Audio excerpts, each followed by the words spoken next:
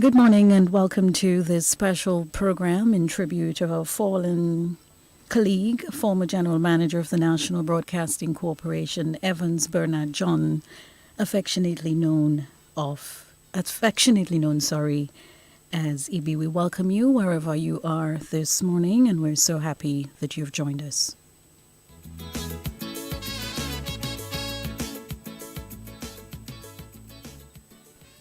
I joined the station on the 19th, Monday the 19th of June 1972. Before that, up to 1971, there was WIBS, the Windward Islands Broadcasting Service, which included Grenada was the headquarters, St. Vincent and the Grenadines, St. Lucia and Dominica. And, WIBS broke up late in 1971, and Dominica went its own way. And even before, because you used to share news, you got news from Grenada at a particular time, from St. Vincent, from St. Lucia, and from Dominica. But at one time, Dominica went its own way and left everything in a lurch, as it were. So on the 3rd, I think it was Monday the 3rd, anyway, the 3rd of January 1972, I was not here at that time, but NBC was in tatters in a sense, in that they weren't prepared for that. Dominique was prepared for it, but I don't think St. Lucia and St. Vincent were prepared for that. And then you kind of had to scramble to get a service going. Claude Tibbles was the manager at that time. Very good man, by the way, of blessed memory. First manager. He was the first general manager. Gene Duncan was the second general manager. But he had to now scramble and get things together, and I think he did that fairly successfully. Some of the people involved at the time were people like Don Bobby Fraser, Shelley Clark. I remember, he might not even remember, but I remember he came on the 6th of September 1972. It was a Monday. And other people came later on, but it was a building process at that time, which we really weren't prepared for, but I think we did reasonably well.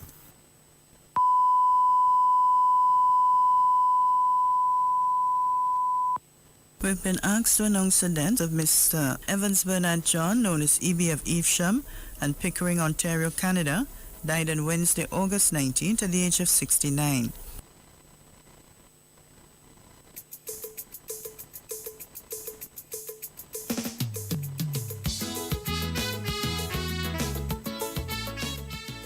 These words will continue to haunt those of us who were particularly close to Evans Bernard.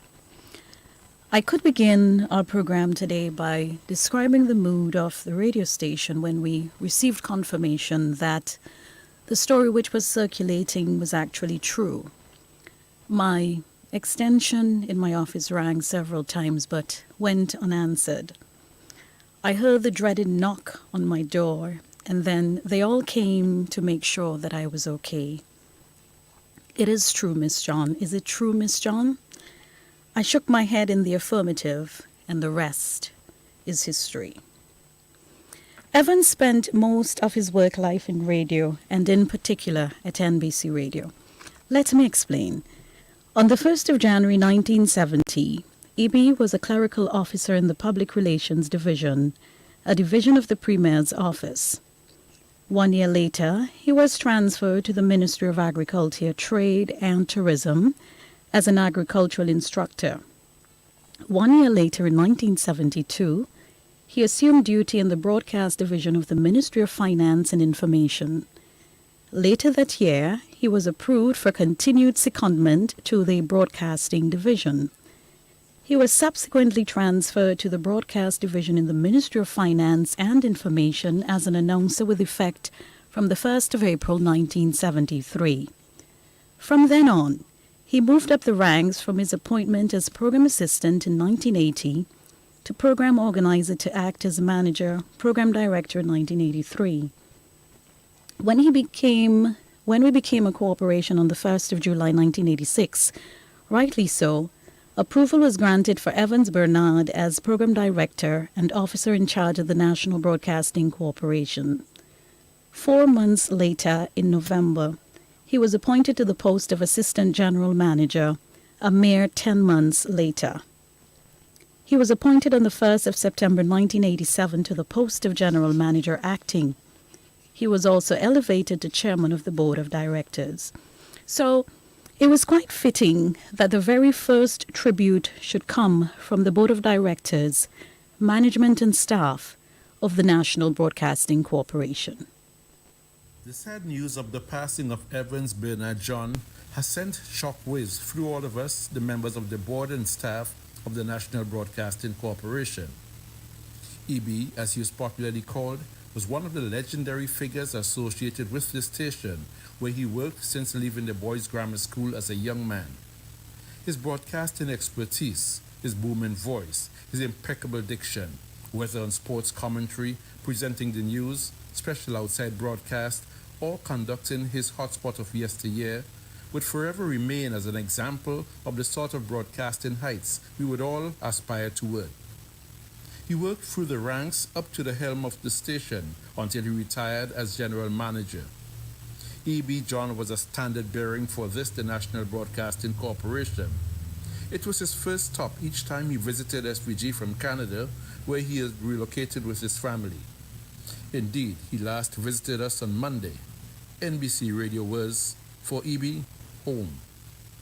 On behalf of the Board of Directors and staff of E.B.'s beloved NBC Radio, I extend our most sincere condolences to his wife, children, and sisters. The voice of a giant has been stilled, but his memory will remain in the annals of broadcasting in St. Vincent and the Grenadines forever. May he rest peacefully.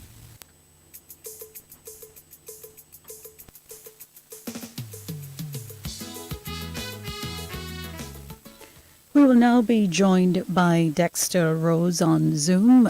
Dexter, good morning and welcome to our special program this morning as we pay tribute to the late Evans Bernard, affectionately known as EB. Welcome.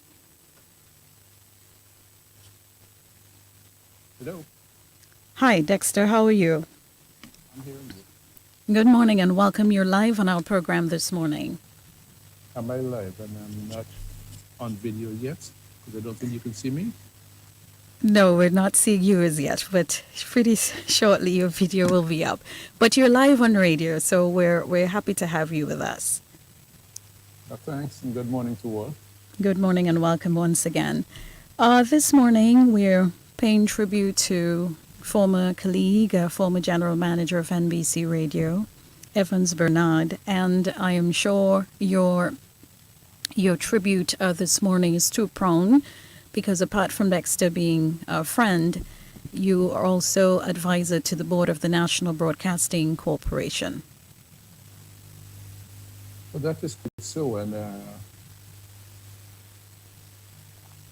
it has given me some time since DB passed a few weeks now. It has given me some time to be composed as such, because had we had this call the same evening we learned that he had passed, I don't think I could have been doing any contribution to this program this morning. EB, though, in many ways, the person I admired as a broadcaster since I was growing up. I admired him as a person also. I admired his demeanor, and his approach to media is one I particularly admired, and not only admired, it's something that I have tried to pass on every time I could to some young broadcaster. While I never worked at NBC Radio as such, I've been around NBC Radio for a very long time.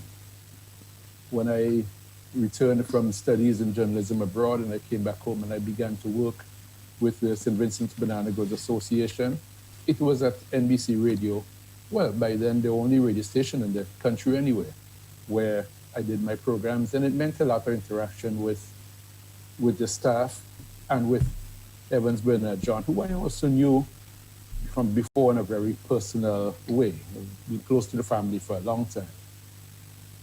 Evans, I said, and I've been speaking from the level of the board, is something that it's an example of broadcaster, of continuity broadcasting that we'd want to have our staffers look to and emulate as they go about their careers. As I said the very first day, my very first short tribute, it is only everybody is not blessed to have an amazing voice as E.B. had. But what people can work on is their management, their use of the English language, which sadly so many people are thinking is not necessary, because radio these days has gone in a direction where I see Paul Lohman there, who I knew from the time he started as a young broadcaster. Yes, I was saying that, radio these days has gone in a direction that some people think that managing the English language, speaking the English language properly when you're broadcasting to millions all over the world is not necessary. It is necessary. And from the board of directors, I'd like to pass that little bit on to broadcasters, and at the same time, I cannot forget to pass on, which is central, very central. I haven't seen his wife Shelley yet, but I'd like to express my condolences to Mrs. John, to Shelley, Brandon, and Kelsey, his elder sister, and the John family, who I know quite well. Ursel, Sandra, who I know is in Trinidad, Wendy, who I saw this week at NBC Radio. So the John family is always crisscrossing NBC Radio. And Celia. It's a sad time, and we'll join them all tomorrow to pay our more formal respects. But if I might stop for this moment, and you might come back to me later. Yes, we'll definitely do that in our program. That was former Ambassador of St. Vincent and the Grenadines to Cuba and advisor to the board of NBC, Dexter Rose. So we'll bring him back a little bit later on in the program. E.B. also gave human service as Consul General at the Consulate of St. Vincent and the Grenadines in Toronto, Canada, from July 1st, 2002 to 2006, and was Senior Communications Officer at the Ministry of Foreign Affairs from 2007 to 2010. He also served the OECS as the Chief Liaison Officer at the Eastern Caribbean Liaison Service in Toronto, Canada from 2010 to 2016. His service was outstanding, and he served his country well, as is recorded in this next tribute by Prime Minister Dr. the Honorable Alfie Gonsalves. E.B. was a very good friend of mine. He is so too his widow. I know the family quite well, and he has had a distinguished career as a broadcaster, and of course he was a diplomat. After his broadcasting days were over, he was our Consul General in Canada, in Toronto, and in fact, after that he worked as the person in charge for the OECS, for the Farm Workers Program. I played cricket with him. Some may not believe it, I used to play cricket. And I actually played for the media before the law came. And E. Bernard John, my captain, he was the captain of the team when I played for the media in the Seymour competition, the limited overs competition. And we know him as a man in culture and the arts. He was a cadet. There's so many sides to Bernard John. Of course, he has come from a very distinguished family. His father, Harry John, was an educator of the highest quality. Rose to the ranks of a principal of a primary school. A man of great dignity. And so too, Bernard. E.B. Above all the various areas in which he contributed to make St. Vincent and the Grenadines a better place, he was just a fantastic human being, simple. And he's one, you can safely say, who made the lives of those whom he touched better than it would otherwise have been. And when people say that we'll miss E.B., I think it's not just one of these things what you say when somebody dies. The last time I saw him in a short pants, sitting down in a chair with his legs crossed out at Raboka at a birthday gathering for Jules Williams from WFM, and he was engrossed for most of the time I was there in a long conversation with Eloise, who went and sat next to him. And I hailed him up, but she was there with him in long conversation, sitting down there. And I was really surprised to hear when he died and shocked. He met me at the grammar school. I'm a few years older than him. He would have been in the latter part of the 60s. I'm really sorry of his passing, and to his widow and children, and to his immediate family, his sisters, all the family, and all his close friends, I express condolences. We've got a very special person joining us on our program this morning. I speak of none other than the wife of Evans Bernard, Mrs. Shelley John. Shelley, good morning and welcome.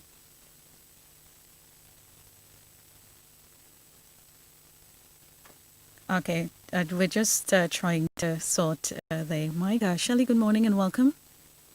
Good morning, Dion. Thank you for having me. Good morning. It's always good to see you, and let me, before I even begin, to extend on behalf of the Board of Directors, management and staff of NBC, our sincere condolences on the passing of Evans Bernard, someone we held very dear and someone who is very dear to us, to you, Kelsey, and Brandon. Thank you so much for joining us. Thank you, and thank you for those condolences, Dion. And he certainly kept you all in high esteem. Well, Shelley, how have things been so far for you and the family? I know this is a very difficult time, and we just want you to speak to us at this time. It's a little difficult coming to terms with what has happened. Bernard very often came to St. Vincent for extended periods, and this time he bought a one-way ticket. He said he wasn't sure when he was coming back.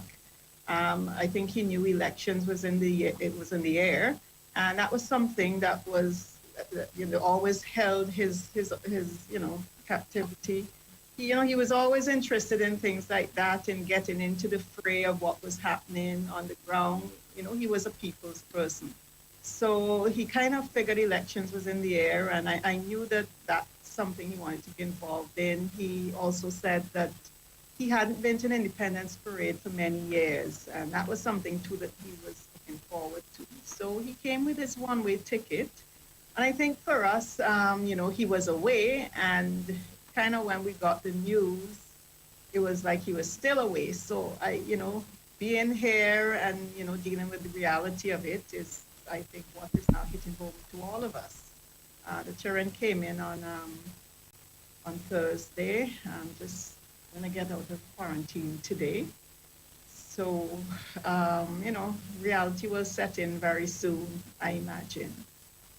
But needless to say, Bernard was a people's person. He enjoyed being around people. He enjoyed socializing. As you know, he was really into his career, into the media. That was very dear to him. Even now, after he retired, a lot of his time he spent sitting, listening to the news. He tuned into all the radio stations on St. Vincent. Sometimes I would say, but Bernard, the computer is on one, the radio is on one. How do you know what's going on? He said, I'm hearing both of them, never mind. He would also have the TV on, listening to what was going on to the U.S. And the only time I heard Bernard use any kind of unpleasant word was when he was looking at CNN and describing one Trump. That's correct.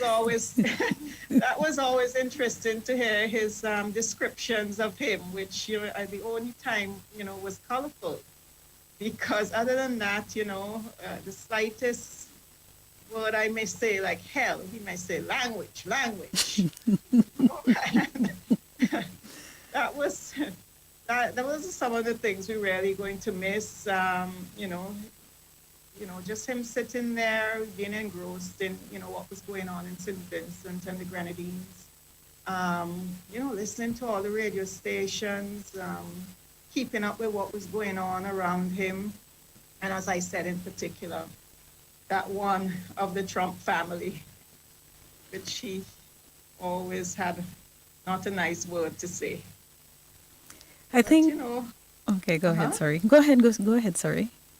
no, but like anything else, as time goes on, I guess we'll get more accustomed to him not being around. And I think with Bernard, he was not the kind of person that you imagine as deceased. And I think that's the hardest thing for us all, is that he was not the kind of person, he was such an alive kind of person that, I think for us, he is deceased, he is dead, but he still lives. The memories and everything will certainly, be there for a long time to come.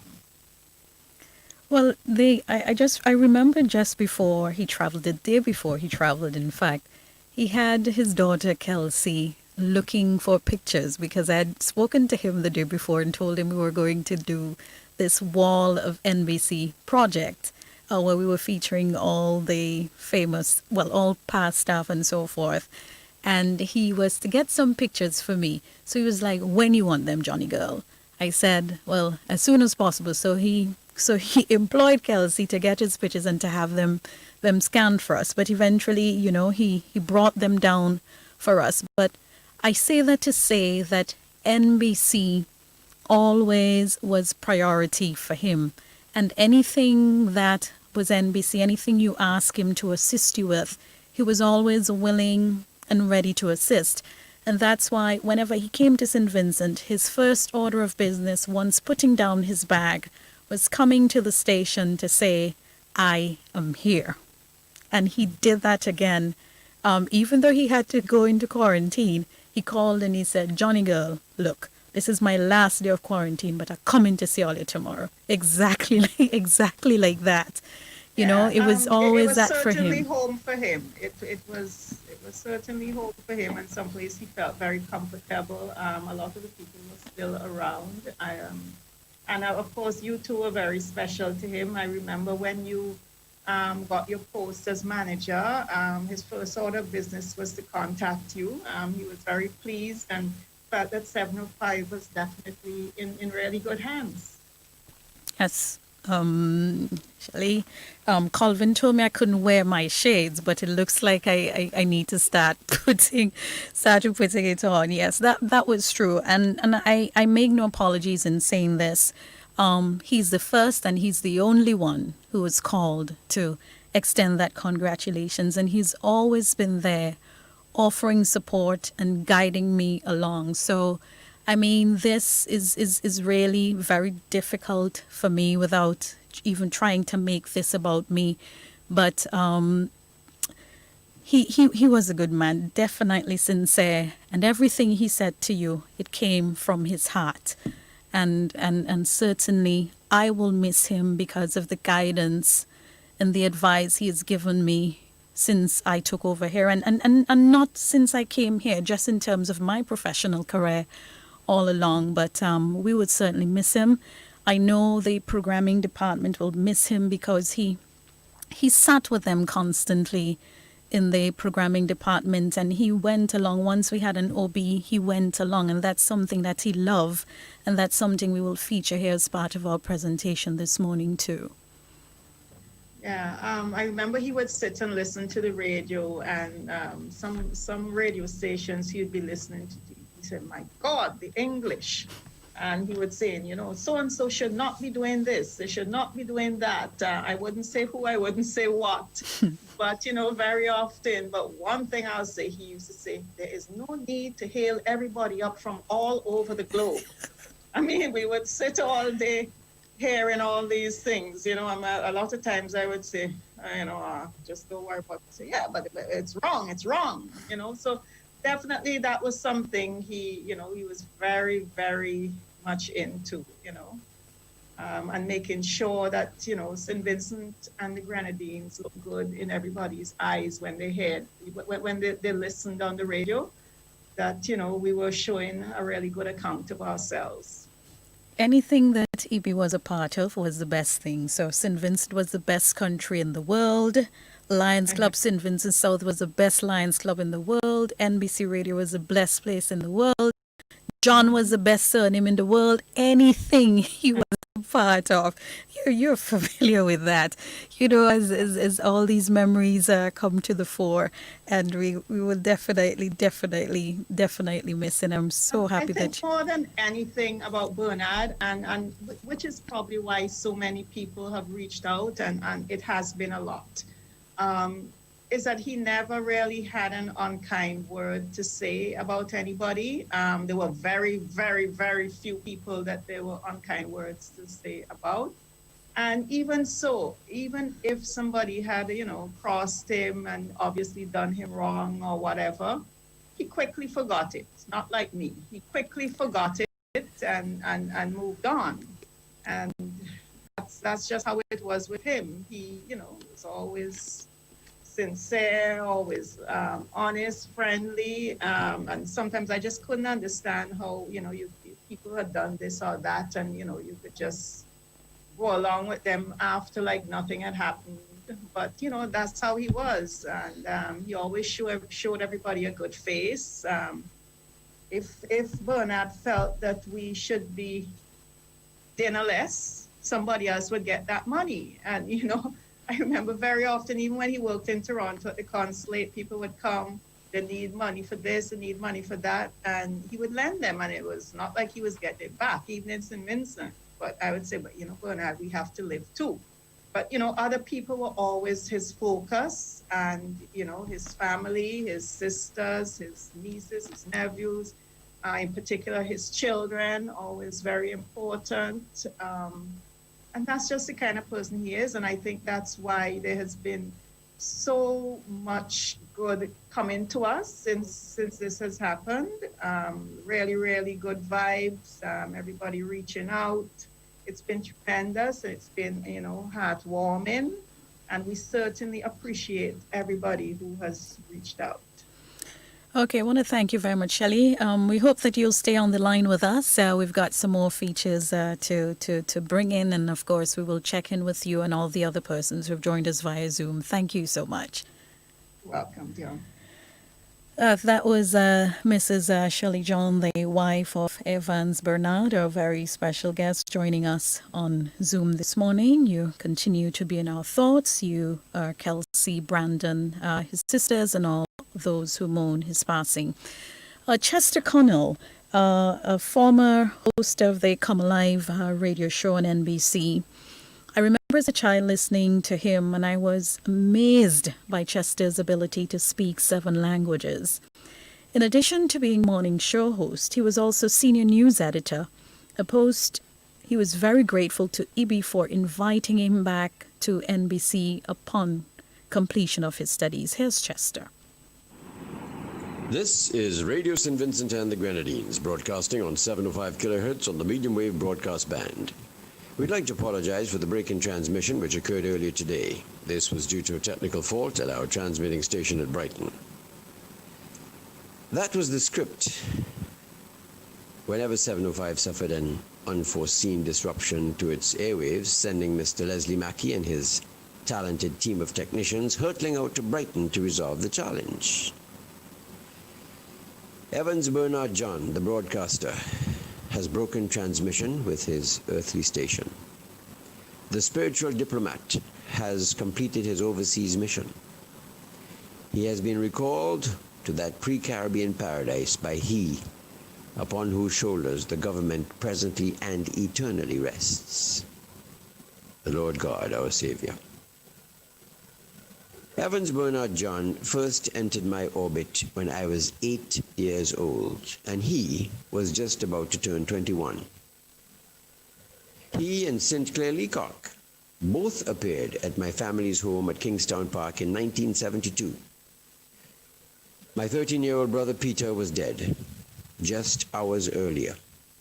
He was a cadet.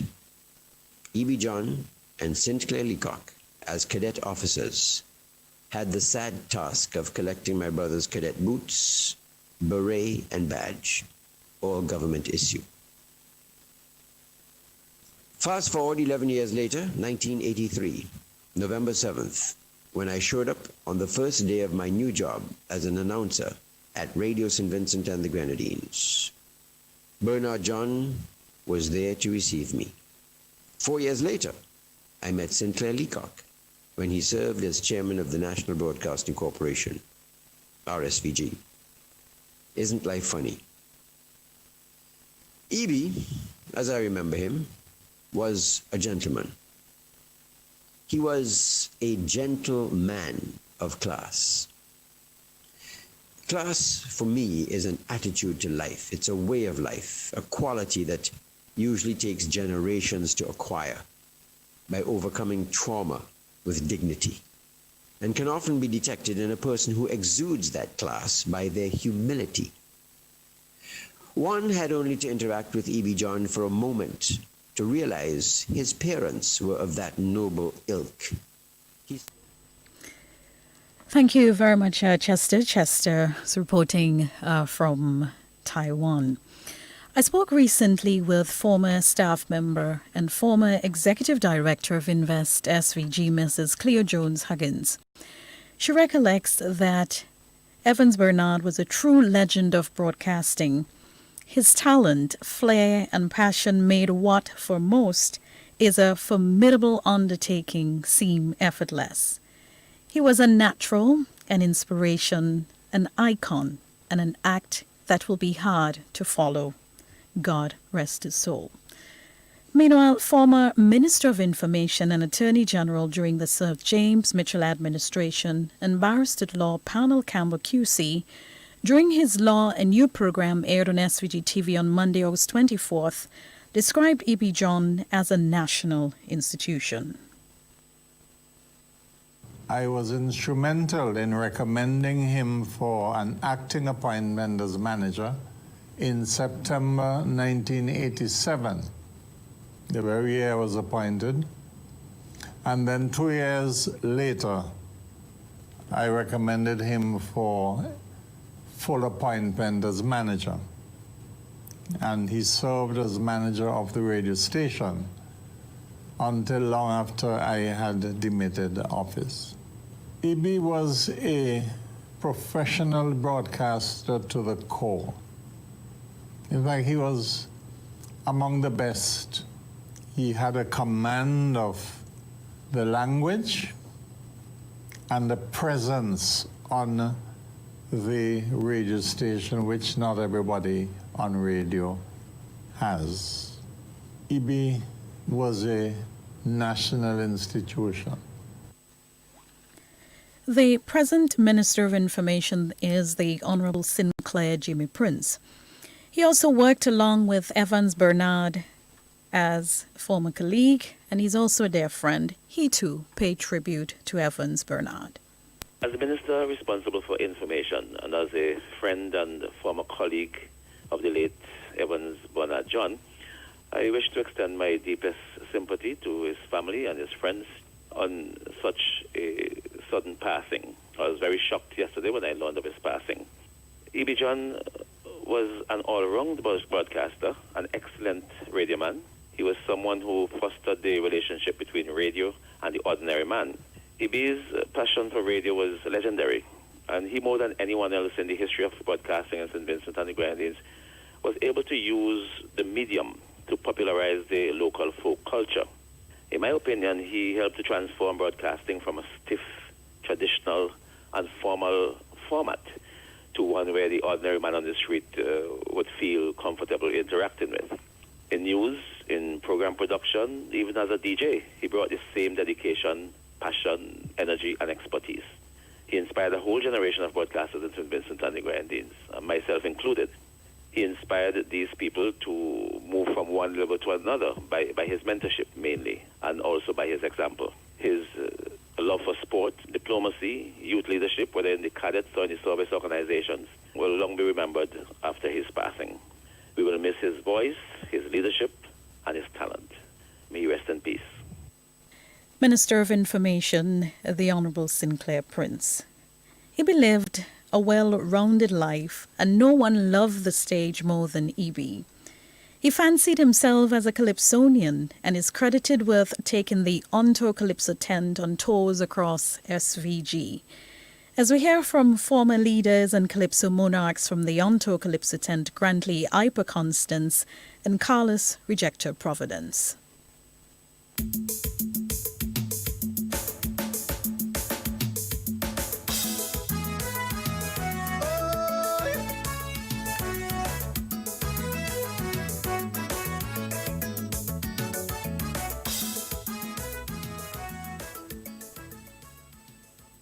Evans Bernard John, better known as E.B. John, the family man, squash player, the cricketer, the master of ceremonies, E.B. John. That's what everybody know him by. Well, I've known E.B. John for most of my life because he was living just about 100 yards from where I am living. I get to know him more closer when myself and Rejector asked him to help out with the Onto Calypso tent. And with great enthusiasm, he was ready for it. And E.B. John didn't just come with his management skills. He brings everything that he has, his God-given talent. E.B., with his distinguished voice and charisma on stage, was able to sing every Calypsonian chorus in the tent as they exit the stage. E.B. John was a sole inspiration to the Onto Calypso tent, and he was very enthusiastic in seeing the development of Calypso in St. Vincent and the Grenadines. He even leaves a riff with all the Calypso tents now using, the riff called pam pra ba da pra pra pra. Although he's gone, I know his name will not be forgotten, but he has made a very significant contribution in the entertainment industry in St. Vincent and otherwise.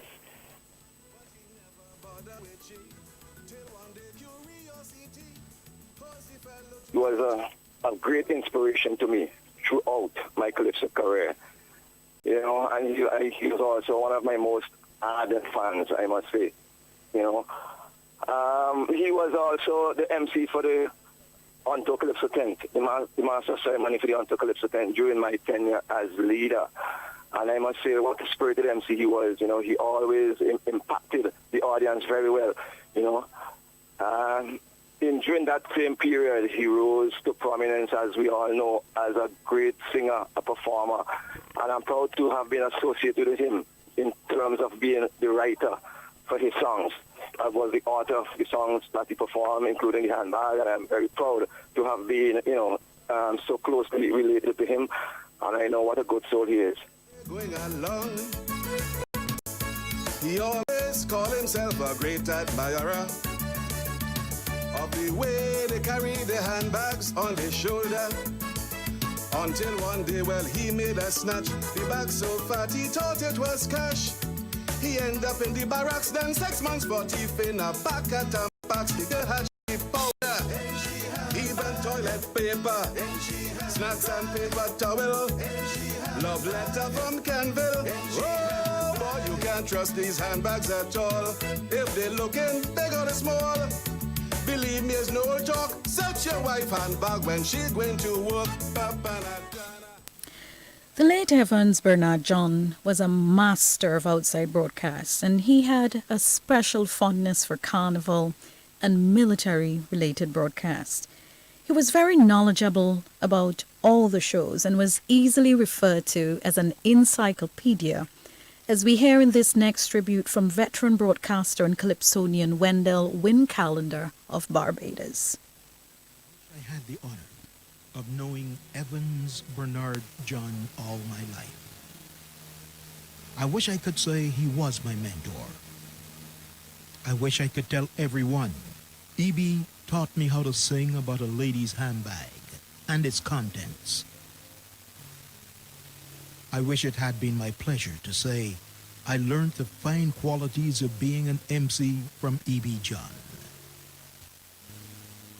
His skills as a broadcaster, manager, and ambassador will be interred with him, for there was and always will be one E.B. John. I met E.B. some 20 years ago and was overjoyed to acknowledge him as a member of my WeFM family. During those marathon broadcast sessions of Vincy Mas, I always welcome him as a broadcast professional and communications ally. His sense of humor and sharp wit, buttressed by his language craft, endeared him to those at home and abroad. The name E.B. John will forever be etched in the Vincentian creative landscape. I'm thankful for this opportunity to join the long list of persons who are saddened by his passing, but are happy at the memory of being in his presence. I will join the chorus and sing lustily. Thank you for your laughs and the times we've shared together. Thank you for the stories worth sharing to others. Thank you for the memories worth remembering forever. Evans Bernard John, sleep well. I extend my deepest sympathy to his wife, children, extended family, and friends. May he rest in peace. That was a voice of veteran broadcaster and calypsonian of Barbados, Wendell Wynn Callender. Venus John, a long-time employee of NBC Radio who completed her most recent stint with the corporation as Human Resource Manager, Executive Secretary in November of 2014, described E.B. as a caring person who tried to help others.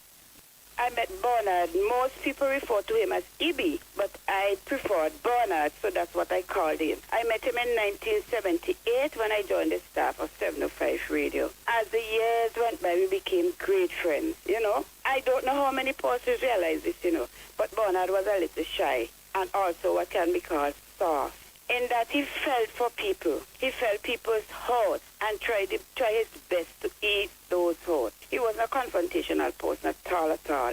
If he had to tell you something that he considered wrong, he would call you by yourself and point out to you what the error was. That's the type of person Bernard was. He was also very jovial, and when he was in the company of Shelley Clark, Randy D, Colin Williams, Willie D, and those boys, it was just jokes, and more jokes. Those were the days. I last spoke to him about 2 weeks ago when he called to let me know that he was in the country. And we chatted for over an hour. I never thought that would have been the last time I'll be speaking to my friend. I am saddened, but you know what? One thing I cannot forget, the memories that I have. All those memories that we had when we shared together as workers at 75 and as friends. I extend my deepest sympathy to his loved ones, and may his soul rest in peace. No wonder E.B. has been eulogized by his colleagues at the Lions Club St. Vincent South as a good lion. He cared and believed in service and volunteerism. These qualities and more propelled him to be elected as president of the Lions Club St. Vincent South, the best Lions Club in the world. That's according to E.B. He was elected president from 1995 to 1997 and 2008 to 2010. He also served as chairman Zone 3C with responsibility for Lions and Leo clubs in St. Vincent and the Grenadines, Union Island, and Grenada. Lion E.B. roared his way to the hearts of friends and colleagues in his adopted homeland of Canada, and this relationship resulted in the shipping of several barrels annually to the club for distribution in December and January. Membership chair and recently appointed honorary council of St. Vincent and the Grenadines to the Republic of India, Lion Junior Bacchus M. Melvin Jones Fellow, speaks of his contribution to the movement in St. Vincent and the Grenadines. It was on the 3rd of August, what we used to call August Monday, that first Monday in August this year. We last seen each other together at the Brighton Salt Pan Beach. He turned up to a Lions picnic there. We didn't even know that E.B. was in St. Vincent. And for the short time he spent with us, we had a good time. Lion E.B. is a man of the people. We love to be among people. And we all as a country have lost a great man. Goodbye, my dear Lion friend.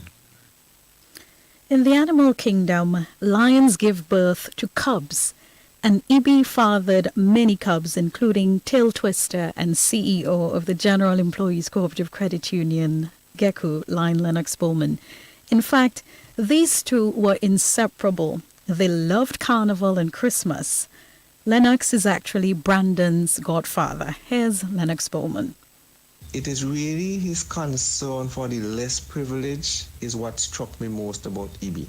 In 1994, Ibi invited me to join the Lions Club South, and today I'm a proud member. Community engagement was really a well-known passion for him. His commitment to helping people was laudable as it was infectious. As a matter of fact, he had a genuine desire to help others, especially the underprivileged, the youth, and the elderly. St. Vincent Lions Club South, the entire Lions family in St. Vincent, together join with the other 1.4 million Lions across the globe to express our appreciation for the contribution of Lion Ibi to the work and the service of the underprivileged. Well said, my colleague Lion Lennox Bowman. Two former employees of NBC Radio, Mrs. Monique Garraway and Ruth Kane, who both migrated to the USA, have described Mr. John as humble, jovial, humorous, intelligent, one of the best colleagues they've worked with, noting that it was a pleasure working with him because he had a lasting impact on their lives. While at NBC, Evans Bernard pursued an executive master's in business at the UWI Cave Hill, Barbados in 1996. No doubt, this contributed to his success in the area of business and in his capacity as Managing Director of Caribbean Communications, Inc. His friend, Managing Director of Careers Hazel's Joel Providence, highlighted his contribution in this area. Right here in this location back in 1998 and 22 years ago, that Ibi would have left NBC Radio, where we all know him to be an icon of radio in St. Vincent, the ultimate radio personality, especially as they were defined back then. And he had set up his own public relations firm and so forth. About late 1997, early into 1998, Jules Williams and I invited Ibi John to be part of this radio station and to ensure that its programming of the quality that would be associated with someone like Ibi John. And he was the one, we looked about the programming and determined what kind of names and so on. He was actually the one who decided on the name of the program after we had mentioned about a number of options. And this is where he was for some time before he moved on to Canada to work as Consul General, as liaison officer for the OECS farm program. He really was a personality, an icon who really could identify with things that meant a lot to the cultural DNA of St. Vincent and the Grenadines. He was really indeed a powerhouse, a good friend to many, and someone whose friendship we cherish daily. Many described him as very articulate and a master of outside broadcasts. As his wife Shelley puts it, doing what he loves best. This tribute will not be complete unless we shared what was probably one of the highlights of his career. Former general managers Gene Duncan and Evans Bernard John, the late. Now with me here this morning is Bernard John of Radio St. Vincent. He is inside the House of Assembly, which at this moment is jam-packed. And to tell you what's taking place in there, it's over to Bernard. And as you said, Jean, it is indeed jam-packed right here at the House of Assembly chamber this morning, with a number of people gathered to witness the state opening of the new Parliament of St. Vincent and the Grenadines. And they come not only from the public and private sector, they come from other countries in the Caribbean and further afield. Not many more seats are left in this chamber this morning. Most of the specially invited guests have already taken up their seats to witness what is the start of a new era in the constitutional development of St. Vincent.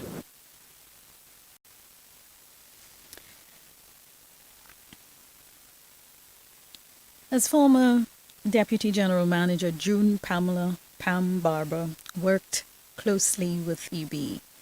She's a lecturer at the Mona campus, communications manager at the Institute for Sustainable Development at the University of the West Indies, and one of the managers for the Caribbean Sustainable Development Solutions Network. I became acquainted with Evans Bernard John when I joined what was then 705 Radio in the early 1980s, along with a group of other teenagers. At the time, the station was a government department, and all of us were just out of high school.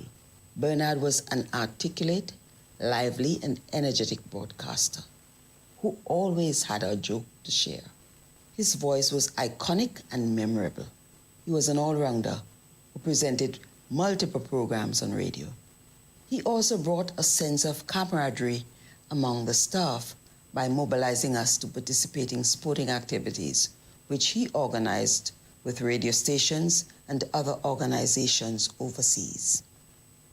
When the decision was taken for 705 Radio to transition from a government department to a statutory corporation, Evans Bernard John was selected as the master builder to lay the cornerstone for the National Broadcasting Corporation, now NBC Radio 705. This decision also expanded to forging a new direction for radio broadcasting in St. Vincent and the Grenadines. Bernard became general manager at NBC Radio 705 at a critical juncture for broadcasting and nation building. Many young people aspired to work on radio. The station was expanding coverage, and the institution was being repositioned. Bernard John was front and center as the key personality of the station. In 1988, I became the Deputy General Manager of NBC Radio 705 and worked closely with Bernard until I resigned in 1997. I had the opportunity to observe him closely as he faced many challenges, much of them unnecessary. He bore the pressures but concealed his emotions. I cannot recall him ever being in any confrontation. He, however, always made his points very clearly. He knew that the late Glenn Jackson, I had a deep respect for him as general manager, even when some of his decisions were not the outcome we expected. Bernard forged ahead to construct the pathways to sustainable radio broadcasting in St. Vincent and the Grenadines. He never dropped the ball. I offer condolences to Bernard's widow, Shelley, his sisters, his children, and other members of his family, friends, and all Vincentians who mourn his passing. That was June Pamela Barber, former head of the Radio Education Unit at the Mona campus and past Deputy General Manager of NBC. Teresa Daniel is a veteran broadcaster, former senior news editor, and deputy chair of the board of directors. Today, she still calls NBC home and assists from time to time with news presentation outside broadcasts and moderating programs. She opines that she has been influenced and mentored by EB and so patterned her work accordingly.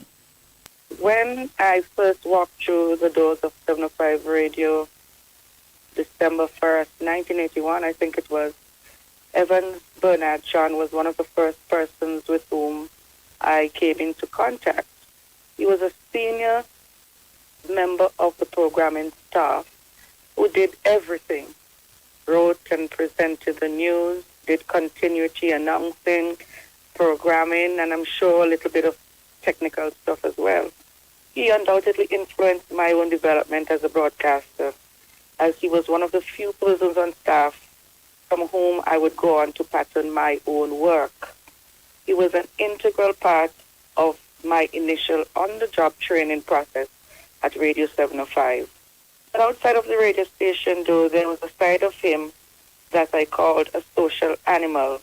He loved his cricket and was captain of the very famous radio and press cricket team, competing in the SEMO Cricket League and taking part in many cricket goat matches throughout the length and breadth of St. Vincent and the Grenadines. Thank you very much, Teresa Daniel. As recent as Carnival 2019, we had the privilege to work along with former staff member Cap Stevens, better known as Big C. He recalls very fond memories of EB. Tears would wash away the joys that we shared as brothers. You actually were my brother from another mother, your mother. I enjoyed every moment that we shared together.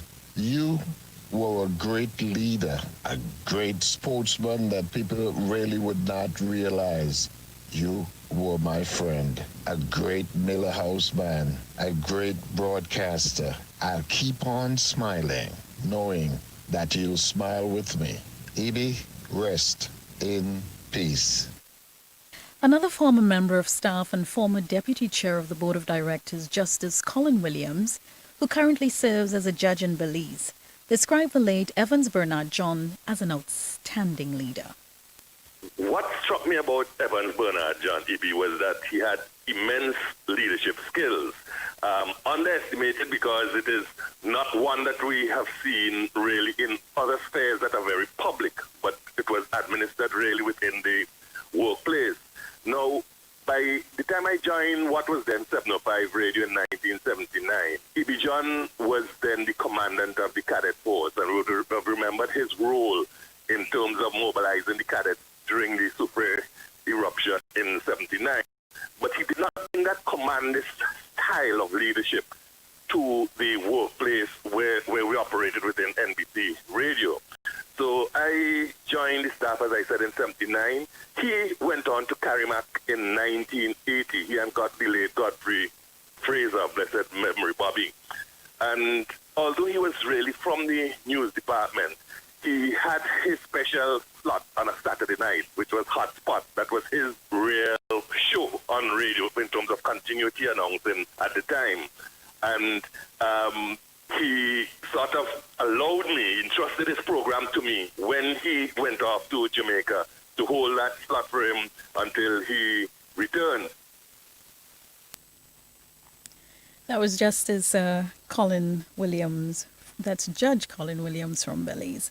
While a former colleague spent most of his adult life working at NBC Radio, he was also commandant in the local cadet force from 1980 to 1982, when he retired and went on to manage the auxiliary forces. Dwight Lewis took over as commandant from Major Evans John and credits his leadership style as one that allowed junior officers to blossom and assume command in various areas of the cadet force. I was saddened by the sudden passing of Major E. Bernard John, who was a highly regarded officer and former commandant of cadets. I was trained by him as a recruit, and I succeeded him as commandant of cadets following his retirement. He then went on to command the auxiliary police. He was among an elite group of officers who completed officers training in Canada. Major John was the epitome of an officer and a gentleman. He had an extraordinary memory for names and numbers. As commandant, he exhibited a permissive leadership style which allowed other officers, in particular junior officers, to blossom and to assume command in different areas of cadetting. I recall in 1979 when La Soufrière erupted and the cadet force was mobilized to set up evacuation centers over the country. Major John was one of the officers who provided leadership for this exercise. He was one of the regional commandants who was instrumental in the introduction of the Caribbean Cadet Camp, which is held biannually, and the annual Caribbean Commandants Conference.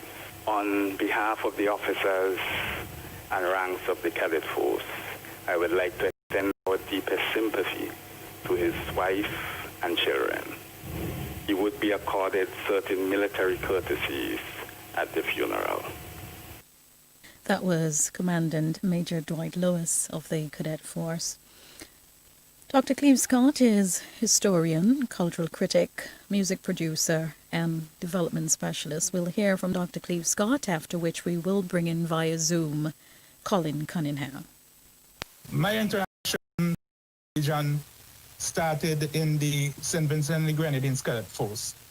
When I joined in 1978, 1979, there was the Independence Parade, and he was the commander of the gear that I was in.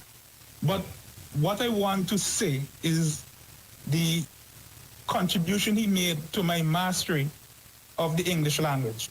And through interaction with him, I learned the English language. I learned all the different devices and skills. And his contribution obviously would have led to my achievement of my PhD and so on. So E.B. John was a giant, and his name will be carved in history for the contribution he has made. And I hope that E.B. will rest in peace and the family will find some sort of consolation in that he played a good innings. Thank you very much, Dr. Cleve Scott. Colin Cunningham is a communication consultant in Barbados. When he left the corporation in 1997, he was an assistant editor.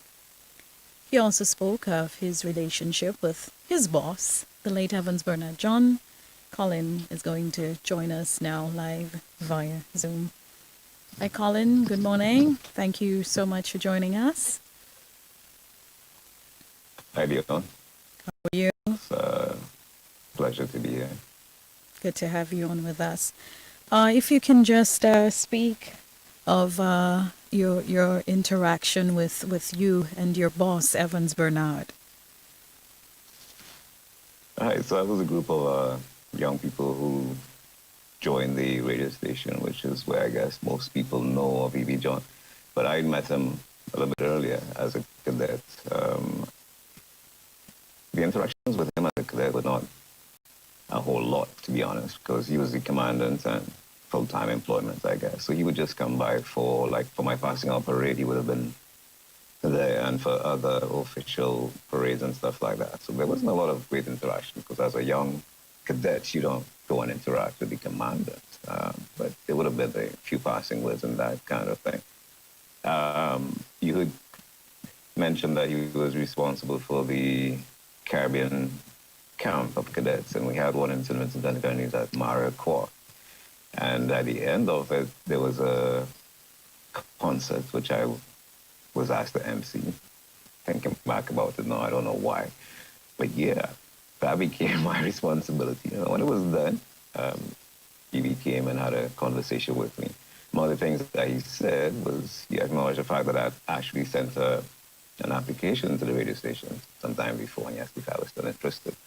And I said, yeah, excited to be considered. So he told me to write a new application and to come and collect one that a letter I sent to them. It was a letter which could only come from young people who, you know, don't think about things before they do them. I'd admit that, because having sent an application prior to that letter and I didn't get any response, I sort of sat down and wrote a letter that suggested, you know, at least I should have been given some kind of response. But so I had to collect that letter, take it away, and bring in a new one. And then after that, I was among the staff. We were a group of young people at the time. You mentioned Cleo Jones before, and people who were giving tributes. There was also Jomo Cato. There was Leslie Lebeek in her first time at the radio station. I think we all came in around that time. Had our little ups and downs, but we were all assigned, well, some of us were assigned to the newsroom under the stewardship of the editor at the time, whose name is, for some strange reason, eluding me at this moment, which is weird. I'm not that old. But anyway, yeah. So, but the interactions with EB again during that time would be when he walked in to work in the morning, if you're working in the morning shift, because his path to his office would take him to the newsroom. And if you're there, you would have some kind of conversation. And always something funny is going to be said. Always. If you didn't appreciate humor, the newsroom was not a place to be when EB was there. But the key thing, though, was that he sometimes read the news. And so you, as a reporter, you had to make sure that your writing was pretty good. You had to make sure that, you know, what you're expressing is what you want to express. Because EB's going to go through it, even though it's been seen by the editor, before it gets to his desk, he's going to go through it and then he's going to mark it up if it's not that good. And worst case scenario, he's going to send it back to you. So you have to rewrite it, that sort of thing. It made you concentrate, made you better, because no one wants to have their script written up and worst of all, sent back. So those were the interactions. There were a couple of things about EB that I found interesting. He was never that kind of manager who would bark at you. I mean, and again, someone mentioned that being a cadet, he didn't bring the cadet form of management. That wasn't his style. And so he never intruded either. So you're allowed to work and you present your work. And if there's a problem, then he will discuss it. But he's not going to be there over your shoulder trying to make sure that you do it right. He gives you a little bit of freedom to do that. So, like I said before, in another forum, he would have kind of spoiled me for other managers because for the rest of my life, I kind of like don't like managers who are going to be hovering over me or trying to, you know, have an update every 10 seconds or thereabout about what I'm doing. So he spoiled that. One of the things that I remember a lot about EB, one of the lasting things I remember is that he got me kicked out of court on my very first time in court, covering a court case as a reporter. I can't even remember what the case is. I can't remember a whole other thing about that day except that EB said something to me while we were sitting in court. That was so funny that I couldn't stop an uncontrolled outburst of laughter, and that got me kicked out of court because the magistrate or judge, I'm not even sure which one it was, looked at me and said, out. It was shocking because I'd never been to court. I didn't know that there was this, that you can get kicked out of court for laughing. But I did, and then I had to go back to the station with no story. And of course, it was like, what am I going to do now? But EB brought me all the information that I needed to write the story. It's, you know, it's little things like that that you remember during life. Little things like that that spoils you for other people. So it was that sort of interaction with him, the fact that he was always so jovial. I also remember a time while I was working in the newsroom, someone and I wouldn't call any names at this point, got into a disagreement. We couldn't agree on certain things, and that person went to the manager to complain, and EB brought us both in, listened to both sides, made a deliberation, and then as it was all ending and we were about to go out, he said, well, now maybe you all should hug each other, which was, you know, in my mind at the time, what? This man is ridiculous. But at the end of the day, we never had to go back to him before. I think it was maybe the fact that we probably didn't want to ever have to hug each other anymore. But yeah, so, you know, he was just one of those people that you remember little things about him. I suppose if I'm going to have any sort of regret about all this is that after he left NBC, I left sometime after that, and we never, our paths, I was thinking about it, and our paths never crossed again after that. So that, in hindsight, is a little bit of a regret because there's so much we could have talked about, there's so much we could have said. I know there would have been a whole lot more laughter, and who would pass up on laughter, really? I mean, I love to laugh, and I just, a little tinge of regret that we never had that sort of relationship. When you hear other people talk about, you know, liming and hanging out with them, we didn't have that. But I did have some of the on-tour experience, because after he became part of on-tour, he mentioned that he was talking about it in the newsroom as usual, probably on his way in or on his way out. And it was sounding so interesting because I'd never really been to Calypso tents before, except in a working capacity maybe. So it was just like such an experience because the tent was going. It wasn't a tent that was just in Kingstown somewhere that you go to. The tent was going all around the country. Its name was On Top. So yeah, it sounded so exciting. I was like, I want to come. And he's like, yeah, come along, man. So I got to go there and experience EB and that other element. The entertainer, the crowd pleaser, the crowd motivator, which is now a term that is used by one of the Calypsonians, one of the entertainers in St. Vincent. But BB, I suppose, was the original, or one of the original. I'm sure there are many others who would lay claim to that fame now, but they're one of the original crowd motivators. So I had the on-tour experience, at least one season with them, just going around everywhere they were going. I would get there. Mind you, I didn't drive, so he had to do the driving. So that added another dimension to it, too. Like, yeah, your general manager is coming to pick you up to go follow the Calypso tent. It was fascinating times. It was good times. The NBC experience on the EB is always going to stay with me. This perhaps shaped my whole career because that was the beginning for me. It was my first job, real job. I did a Christmas job prior to that, but working for a living started at NBC. And honestly, I never really considered broadcasting as a career when I was growing up. I wanted to be a pilot, so I did science subjects. I did stuff that would help that. I stumbled into broadcasting, and if perhaps one could argue if there was a different sort of experience, a different sort of management style, I may have stumbled my way out. As it turns out, I stayed with it. And it's become the career of my life, thanks in no short part, in no small way to that guidance and that environment created by EB back in the day.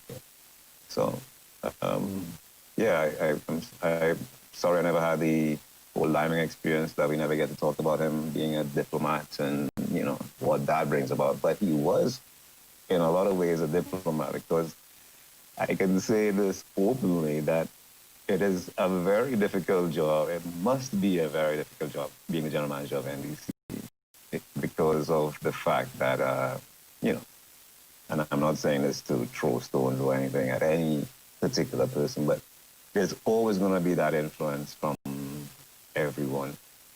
And during that time, especially when there was no other station to take away other people's interests and perhaps compete for the entire St. Vincent, anybody who had a radio, scrutinize all the happenings at the radio station. So you had the people who were paying close attention, you had the ruling party of the day that had their own agendas, and it certainly probably hasn't changed. Today on, you probably in a similar position. Well, but yeah, it must have been a pretty... There were times when I wondered about how he managed to be so graceful and everything, but he did. And it's a testament to his own inner fortitude, his own belief in himself, his strength of character, that he weathered that storm and then moved on to, I suppose, bigger and better things. But to his wife, who I only know fleetingly, I wish her, strength. And his children, she said, it's not yet sunk in, but as it slowly sinks in, I wish them, God's comfort. Okay, Colin. Thank you very much. I hope that you will stay online with us. We're going to hear from Paul Lohman and Cap Stevens as we go through. But just want to thank you so much. What we're going to do at this time, present member of staff, security guard Lennox Akers, also shares very fond memories of his time with Evans Bernard. Growing up listening to Radio 705, the Saturday night hotspot show with E.B. John was a must-listen show for me. Hotspot created an avenue for persons to enjoy an evening of Caribbean music into the late night. E.B. John had an impeccable command of the English language, and it was a joy to listen to him present the news. His commentary on outside broadcasts from Victoria Park at Miss SVG shows or from the Lyric Cinema Calypso tents alongside the late professor must be remembered. E.B. John has left an indelible mark on the broadcasting landscape in St. Vincent and the Grenadines. E.B., my friend, you have left broadcasting better than you met it. Rest in peace. Randy Doppel met E.B. as a boy going to primary school, then went on to St. Vincent Grammar School, and ended up working together at NBC Radio with E.B. This couldn't have been a coincidence at all. We will at this time bring in Randy D, after which we will join Paul Lohman in Abu Dhabi. Evans and I went back a long while. I actually was a student at the Methodist School, the Wesley Hall Methodist School. That's my primary school where I started out. And around 1961, my mom moved me to the prep school, and that's why I met Evan Bernard John, the EB man. And prep school in 1967, and our tutor, Mr. Cottle felt that he had a group of students who would make an impact down the road, and we needed to spend the summer with him at his house, getting us ready for the exams. St. Grammar School and all the schools, the startup time was in January. I think school changed to September in 1964. So I think I spent a year and 2 terms in grammar school before it changed around. But Evans, I would remember the morning getting ready to go to grammar school. I'm at my house, getting prepared, and my mom said, "Man, hustle up, why are you taking so long? The guys are outside waiting on you." I said, "The guys," and when I went outside, there's Bernard and all the other guys who were from the prep school who were, and everybody said, "Man, tell them we all have to walk into grammar school together. We have got to make this major step together." And we walked into grammar school in 1963 together. Evans and I ended up in the same house, Miller House, so we interacted a lot. I played soccer, he played soccer. So actually I had done my greeting card, the first greeting card package where we send greetings. I had gotten together in the Christmas of 1973 because there were all these students from St. Vincent at Humber College who couldn't get home for Christmas. This was their first Christmas away. So I asked the authorities at the college if I could utilize the radio to produce a show. And they gave me the okay. I produced a greeting card with the students were sending greetings home. So by the time I got home, the people at the radio station knew what I was doing stuff here. So I was with the radio station in 1974 for a while. That's where I created Snap Soul, and I spent up until the end of 74, and then I went back to finish off my college course, and then got back in 1976. Couldn't get a job, and Evans and Don Bob, they were doing 2 Saturday night shows, and decided, listen, man, we had to get you on this radio station. So they would come and get me on a Saturday evening to sit in on the shows. So we got to get your voice out there so people could know that you're there and there. So these guys are very instrumental in making sure that I got into radio. Thank you very much, Randy D. When I relayed the news of EB's death to former program manager who I worked very closely with, Paul Lohman, he was very distraught. And he cried, and so did I. And I had to give him some time to compose himself because, truth be told, EB gave Paul a chance when he hired him to work at NBC. Paul said what stood out most for him with EB was his warm and inviting attitude, especially when he corrected his employees. Paul now joins us live via Zoom in Abu Dhabi. Paul, welcome. Good evening, actually, I think. Good evening and welcome. Thank you very much, Dion. Yes, good evening from Abu Dhabi. It's 8:22 here in the evening, and good afternoon to listeners of NBC Radio. First of all, thank you very much for inviting me onto the program. And before I give my tribute, I'd like to take a moment to extend my sincere condolences to Bernard's wife, Shelley John, his daughter, Kelsey, son, Brandon, and the rest of allowing him to be a part of all of our lives. Now, there are many young broadcasters whose entry into the field of broadcasting started off at NBC Radio, and many of them moved on to blossom in the field of communication.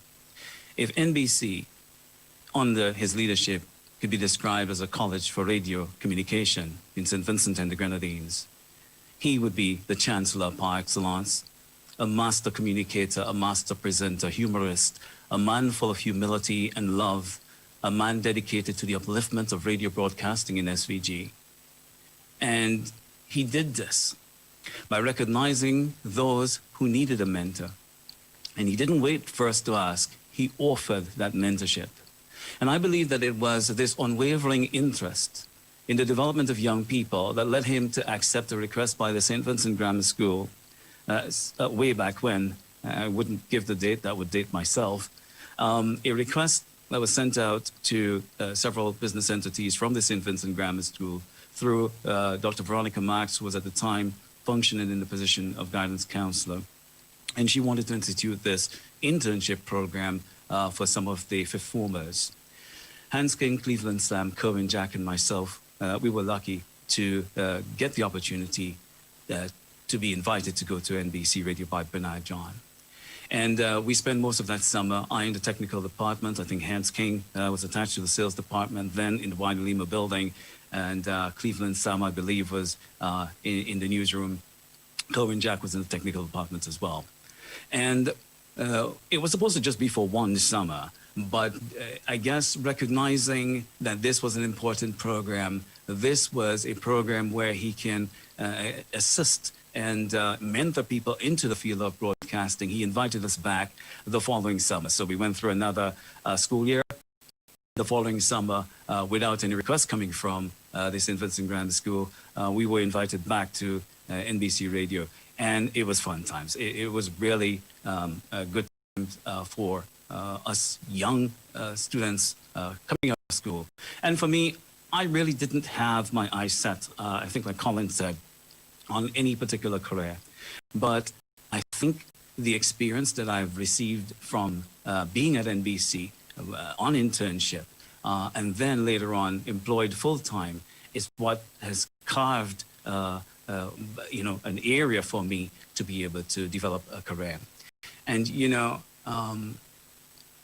right now, the efforts of Bernard John lives beyond the St. Vincent and the Grenadines. It is his mentorship, it is his encouragement, and it is the opportunities provided to me that has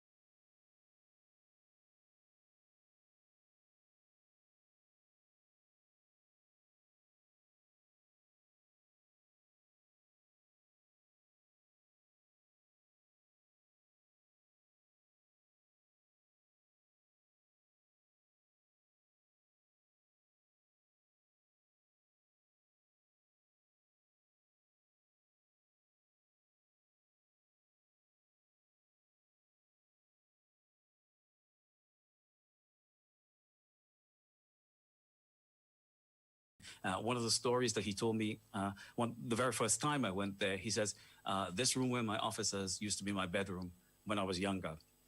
And I'm so happy to be able to, start the business here in this room. So whether it was his business from his parents' former house at Lower Kingston Park to his own personal house at initially at Cane Garden and then at Villa, if there was problems with computers or anything, he would invite. And when he invited you at his home, he would always offer you something. He would always offer you something. There was always this kind, loving spirit that he was able to impart on you. I think Colin was one of the persons who mentioned within NBC, dealing with the news. And I have had a stint in the newsroom as well. And I remember my very, very, very first day. I was writing a story, and the story had to do, if I can recall well, from a speech by the late Governor General, Sir David Jack. And I led the story. In other words, the lead of the story was Governor General Sir David Jack has urged, and I continued the story for the lead. The editor at the time changed the word urged, and it was my first day, and I sort of, there's a little bit of ego in it when you're writing a script for the first time. Like Colin said, you don't want too much red ink on it. You want to know that you're doing a reasonably decent job, and that you can improve from there. When the script was taken into EB was presenting that 12:30. It came back out with the word urge rewritten, and what the editor, our assistant editor at the time, had written in was removed, and the word urge was put back. And that gave me a certain sense of courage, because, it said that as a young person here at NBC is the perfect place for you to start your career. It's the perfect place for you to learn and to develop. And like I said earlier on, it is that development that is impacting people half a world away right now, because the training I received there, coupled with my university education in the United States, is really what has, impact a lot of women here. And a lot of them are creating audio products after taking my course. I will just wrap things up now and turn it back to you, Dion, by saying, many of us will miss EB. I remember, I think my last conversation with him was via Facebook, and it was a long time ago, but it was the passing of the late Patrick Prescott. And I was writing a short tribute because Mr. Prescott had played at my wedding, and it was just another sad moment for him. I actually did some piano classes with him as well. And one of the things I left off was that Patrick was also integrally involved in writing of the St. Vincent Grenadine School Sound, Grammar School Sound. And EB sent me a note via Facebook and the Grammar School Sound. And I saw it and I said, okay, I'll go in and I'll add it. And I had forgotten. And then I got another note and the Grammar School Sound. So I went in and I edited it. And that's who he was, this gentle way of prodding you to success. We will all miss him. His soul has left, the mortal remains behind. His spirit, encapsulated in his memories, will certainly live on eternally. Well, Paul, this is what gives life, eternal life to death. The legacy of a life well lived, the legacy of his life well lived will continue in all of us eternally. Well, Paul, let me thank you so much. I know it was a huge sacrifice. You've been on for quite some time. So I just really want to thank you so much for joining us and for being part of our program today. Thank you for the sacrifice, and we definitely look forward to having you as part of our audience tomorrow, as we also bring live coverage of his funeral from the tributes at 1 for the entire funeral service. So thank you so much for joining us. You're welcome, Dion. Thank you for having me as well. You're welcome. Meanwhile, that was Paul Lohman. Paul is now an instructor at the College of Communication and Media Sciences at Zayed University in Abu Dhabi, United Arab Emirates, and he's also a former program manager at NBC.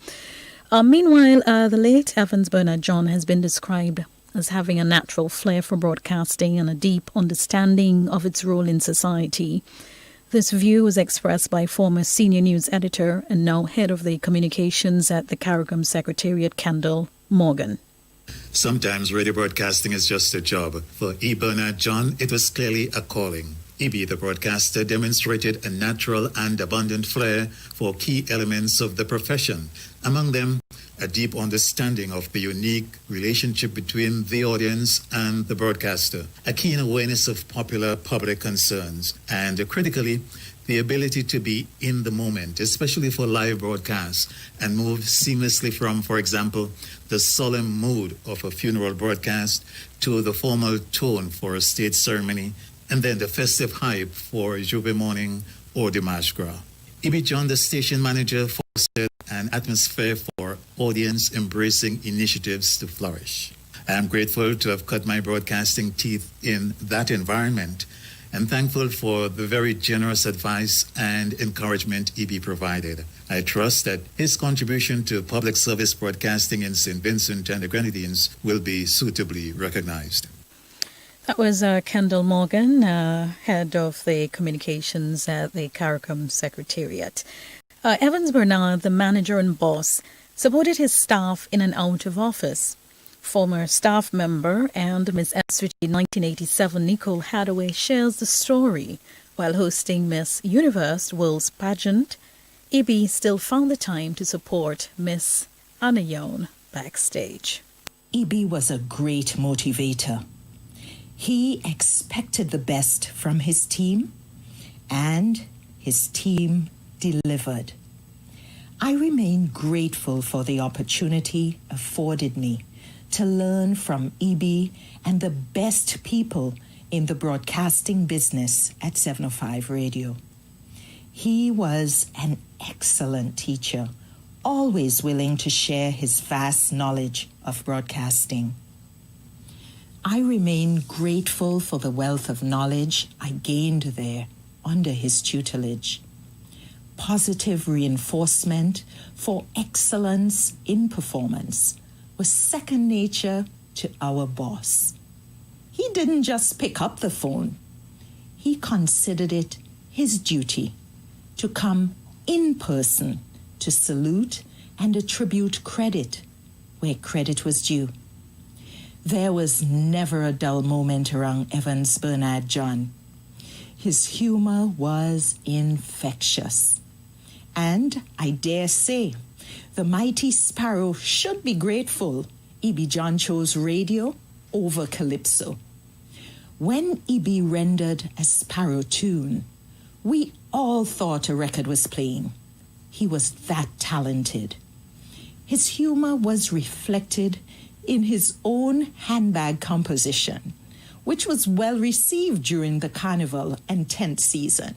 Carnival time at 705 was very exciting and an integral part of radio life.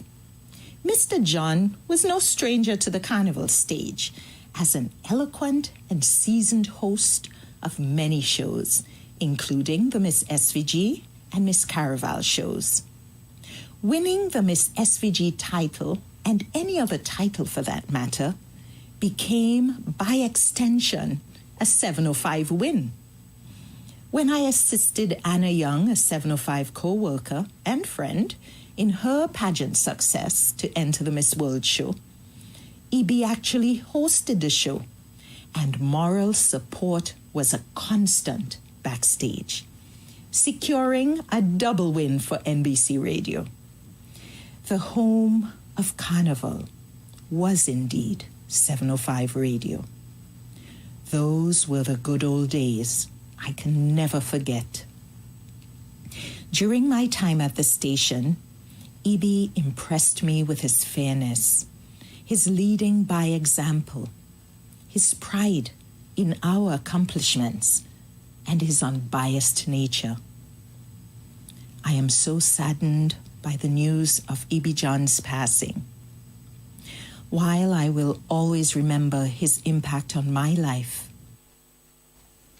That was former staff and former Miss SVG 1987. That should be, and Miss SVG 1987, Nicole Hadaway. He described him as the quintessential radio broadcaster and shared the same initial with Bernard Joseph. I speak of none other than Bernard B.J. Joseph, or as they said, BJ2.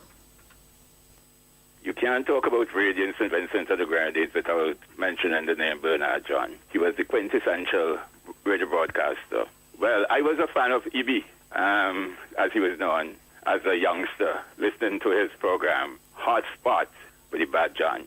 When I entered radio in 1982, E.B. John was one of the persons who I relied on to guide me, to give me the advice, and so on. We became friends eventually. And I guess because we had the same initials, BJ, Bernard Joseph, Bernard John. But E.B. solved that problem. He became BJ1 or Bernard 1, and then I became Bernard 2. E.B. was a pleasant person, witty, always jovial, always had something to make you smile or laugh. He had a passion for calypsos, you know, and it was no surprise that he eventually went on stage and with his popular song, Handbag. He will be missed. Thank you very much, Bernard Joseph. We're now joined on the telephone line by former program manager Max Yanharu. Max, good afternoon, Max, and welcome. Hey, good afternoon, welcome. I just want to say my piece on EB. Right, I joined 705 in 1984. That's exactly on my birthday. I think it was through the efforts of E.B. John that I became there. So, in fact, E.B. was my manager, but in about 6 months, we became friends. Actually, he was my friend. And E.B. John was a person who was always, behind me in terms of work and so on. In terms of the work, making me better. In fact, I had his program. His program was big credit to me after E.B. stopped doing the hotspot. I was the person who took over the hotspot. I was there, and I can remember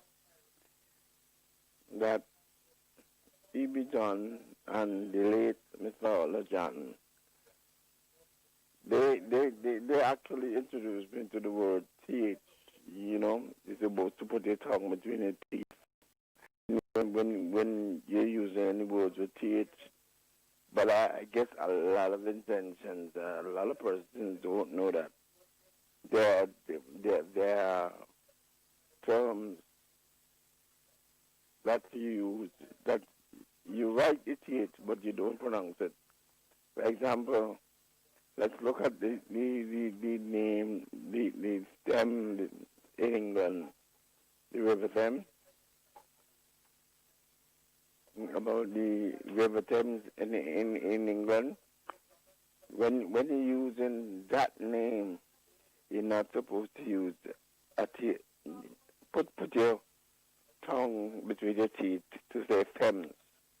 The word is actually Thames and not Thames. Those names as well. Hello? Thomas and Thompson. Yeah, so it's Thomas. Yeah. I know, but when he uses his words. And these are things that E.B. John, would have educated me with. Even when I left, I think I left 705 in about, 1999. I left there and went up to the TV station. And even up there, E.B. would, call me every time now and again that I do make and a boo-boo, as you would say, in English. And he would call me to correct me. He was always there. And why I consider him a friend, because, he was there with me. Yeah, whenever he came from Canada, he would grace me at home with his presence. In fact, he was by me just before he went back. And when he came, I believe he would have caught by me, because I'm not too happy at this point with my legs. I think you would have noticed that me trying to walk in the morning. Yes, and you know. Yes, I So do see you exercising in the mornings. Yeah, I'm trying to beat this illness now. But he was an influence that I would never ever forget. That is the person who we could actually say taught me the English language, because when I went to UWI, of course, it was because of his insistence on the different English words and so on that I was able to get a very, very good grade during that time. Okay. Yeah. Well, let me thank you so much for speaking to us, Max, and we continue to pray for your restoration. And thank you so much for joining us as part of our program this morning.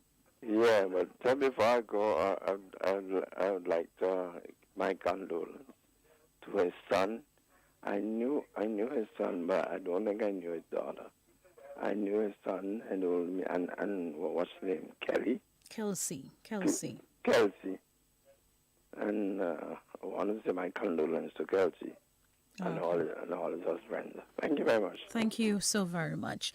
Within the last 14 minutes of our program, we're going to go back to our panelists, those who have joined us via Zoom. So we're going to, Colvin, who is operating behind the scenes, we're now going to invite you to rejoin us with your video. We're going to get your final comments. And Cap has joined us. He should have joined us earlier on. Hey, Big C, what's up? Thank you for joining us. Well, here's the deal. I know you are at work. So I'm happy that you got home in time to join us. Yeah, well, I've been listening for a while here, and everybody's been talking all the good things about E.B. John. Please don't spoil it now. Please don't spoil it. Guess what? I'm going to tell you all the things you don't know about E.B. John. All you come closer. Closer you go here. Ready? Yeah, we how much time we have, producer? We have about 3 minutes? About 3 minutes. Okay. Guess what? There ain't nothing to tell you. Because there ain't been anything. So all those who had started to write, they went to write, but what you heard before. Like I said in my first tribute, I ain't gonna cry. I promise you I ain't gonna cry. Well, probably till tomorrow. But E.B. wasn't just my co-worker. I was a family member. And the family accepted me. I would come off the radio at 1 o'clock, and E.B. would walk up to me and says, Mom, so you have to come for lunch. And I had no choice. Sit down in the gray car, and we go to lunch. Most of the times I drove.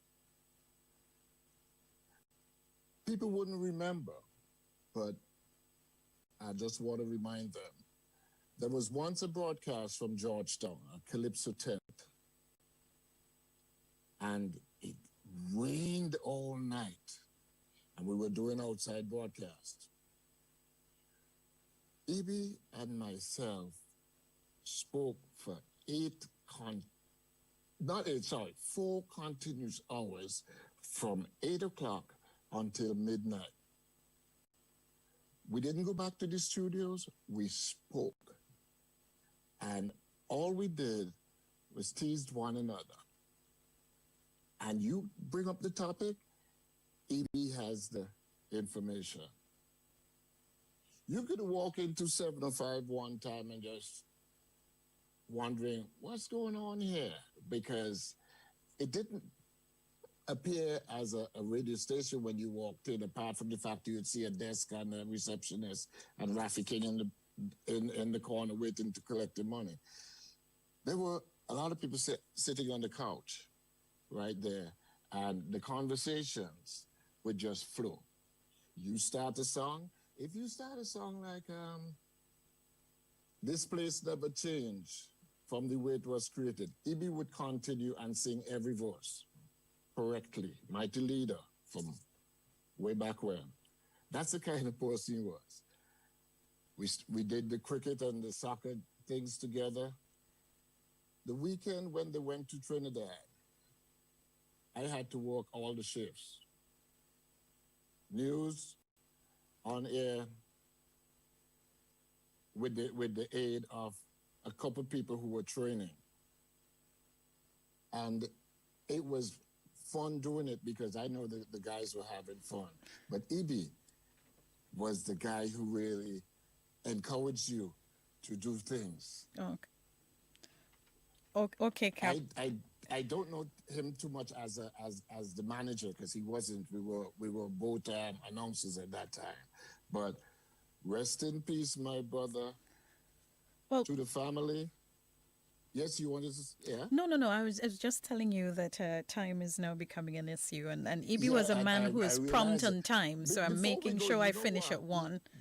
Dion. Yes. One thing before you go, you know this time slot you're in, that Views and Issues. He created this. He actually told me he did this. I think, if my memory serves me right, if it was 1983, I think, or 84, when he sat at round table with me, that's what he told me. Okay, well, he'll rest in peace. He knows that. We took care of him. He took care of us, and all the blessed and to Shelley and the family. We'll meet. Okay, thank you so much, and thanks for joining us, and thanks for your support always. We're going to check in now with Paul Lohman, if Paul Lohman is still back online. We're going to give you just a minute or so, Paul, to have your final words before we wrap up. Colvin? Paul? Thank you very much, Dion, again. And just quickly, I'm honored to have crossed paths with EB. I will remain grateful for his insights and for the opportunity that he gave me to develop and grow in this noble field of broadcast. It's now a turn to emulate his humility and passed on to the next generation the skills of radio broadcasting. You know, NBC was a nice place to work. It's a place we've always wanted to go. Rest, EB. Your memories will live on eternally. Thank you so much, Paul. This means a lot. Thank you for your contribution and always for your support. We're going to go next to Colin Cunningham. Colin, of course, is in Barbados, communications consultant. Colin, we're going to bring you in for another minute as we wrap up our program this morning. Colin? Yes, Leon. Well, what can I say? A lot has been said already. And, you know, it's times like these that you get to reflect upon your own mortality. Hopefully, when that time comes for me, there'll be as many good things said, or at least a few good things said. But the fact of the matter is that EB made an impact in my life. Like I said before, it was a very short period of my life, relatively speaking. But, you know, I always just try as much as possible as I live my life to only remember the good things. So far, that has worked. And when I think about EB, I can't remember any bad things. Like Cap Stevens said, Cap used to be my neighbor once upon a time. So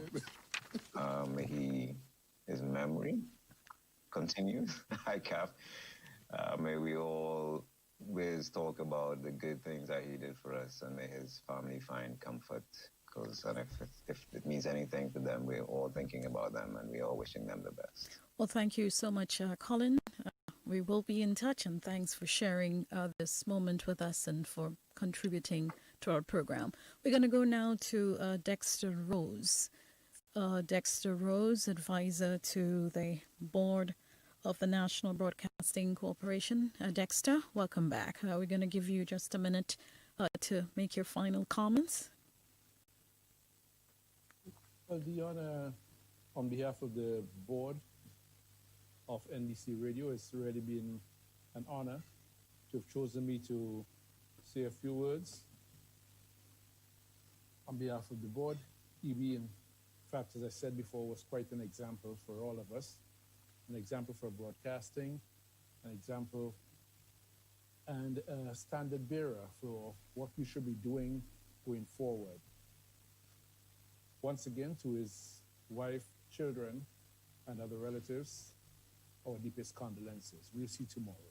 Okay, thank you so much. And finally, we're going to speak with Mrs. John, Shelley John. Shelley, good afternoon and welcome back. This was our production, our tribute to our colleague, our friend, Evans Bernard. We're so happy that you've joined us. Final comments?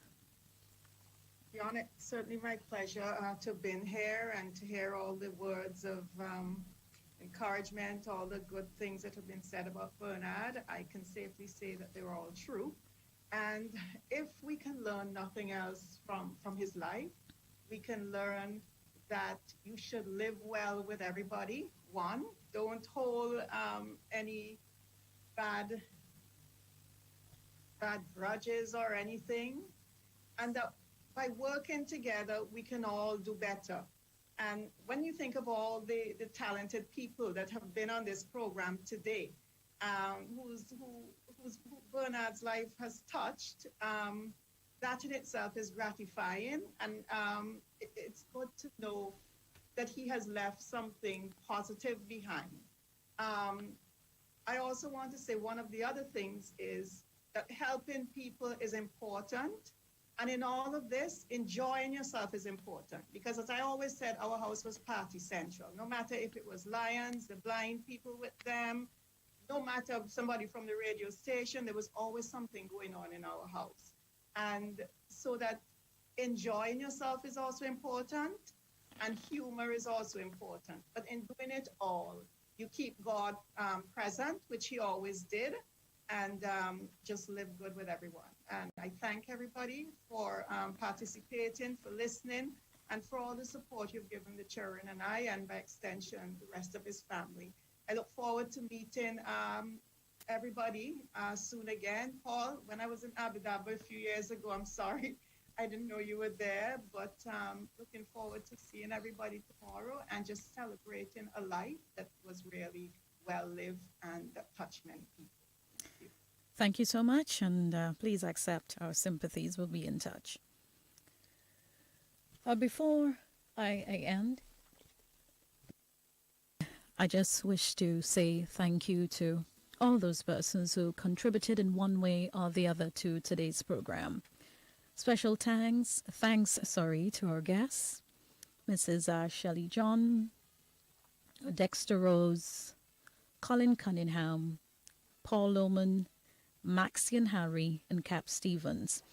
Lennox Bowman, you are a genius. Thanks for bringing the instrumental. Thanks for getting the instrumental ready for me. We want to thank all those persons who listened or sent messages via whatever platform, all those who sent their tributes.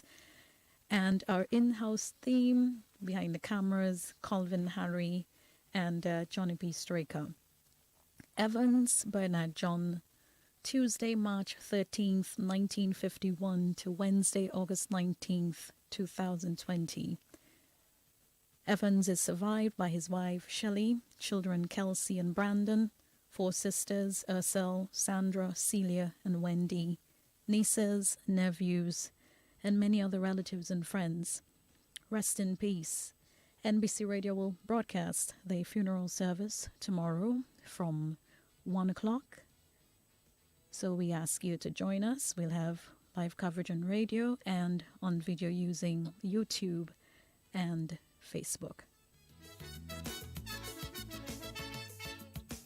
Good afternoon, I'm Dion John. And I'm Bernard John. The Johns have it.